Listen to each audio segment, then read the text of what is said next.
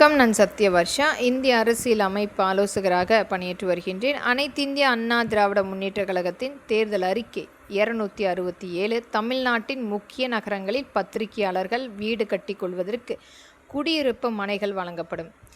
268 தற்போது பத்திரிகையாளர்களுக்கு வழங்கப்பட்டு வரும் ஓய்வூதியம் இனி காட்சி ஊடக பணியாளர்களுக்கும் வழங்கப்படும்.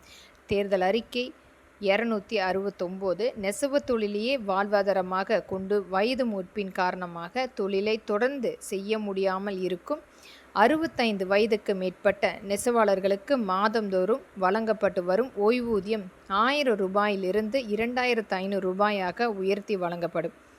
தேர்தல் அறிக்கை 270 பங்கர் பீமா யோஜனா கைத்தறி நெசவாளர்களுக்கென காப்பீட்டு திட்டத்தில் 59 வயதுக்குள் மரணமடையும் நெசவாளர்களுக்கு ஏற்கனவே வழங்கப்பட்டு வந்த ரூபாய் 2 லட்சம் மீண்டும் தொடர்வதற்கும் அத்தொகையை ரூபாய் 3 லட்சமாக உயர்த்தி வழங்குவதற்கும் நடவடிக்கை எடுக்கப்படும். தேர்தல் அறிக்கை 271 விசைத்தறி நெசவாளர் சங்கங்களில் உற்பத்தி செய்யப்படும் ஜவுளிகளை கோஆப்டெக்ஸ் நிறுவனம் அதிகப்படியாக கொள்முதல் செய்து விற்பனை செய்வதன் மூலம் உற்பத்தி செய்யப்படும் ஜவுளிகள் தேங்காமல் இருக்க நடவடிக்கை எடுக்கப்படும். தேர்தல் அறிக்கை 272 பருவகால மாற்றத்தால் தொடர்ந்து நூல் விலை உயர்வை ஜவுளித்துறை சந்தித்து வருகிறது. இதனால் தமிழ்நாடு பஞ்சு கொள்முதல் கழகம் ஏற்படுத்தப்பட்டு தேவையான பஞ்சினை பஞ்சு உற்பத்தி காலத்திலேயே கொள்முதல் செய்து இருப்பு வைப்பதன் மூலம் நூல் விலை உயர்வை கட்டுப்படுத்த அரசு நடவடிக்கை எடுக்கப்படும்.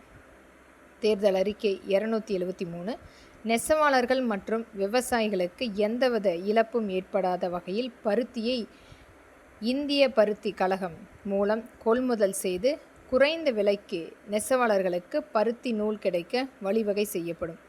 தேர்தல் அறிக்கை 274 தமிழக அரசு வழங்கும் விலையில்லா வேட்டி சேலை மற்றும் பள்ளி சீருடைகள் முழுக்க தமிழ்நாட்டிலேயே நெசவாளர் கூட்டுறவு சங்கங்கள் மூலம் உற்பத்தி செய்து அதை கொள்முதல் செய்து பயனாளிகளுக்கு வழங்க ஏற்பாடு செய்யப்படும். தேர்தல் அறிக்கை 275 நெசவு தொழிலாளர்களுக்கான காப்பீடு திட்ட பிரீமியம் தொகையை அரசே ஏற்கும். நன்றி.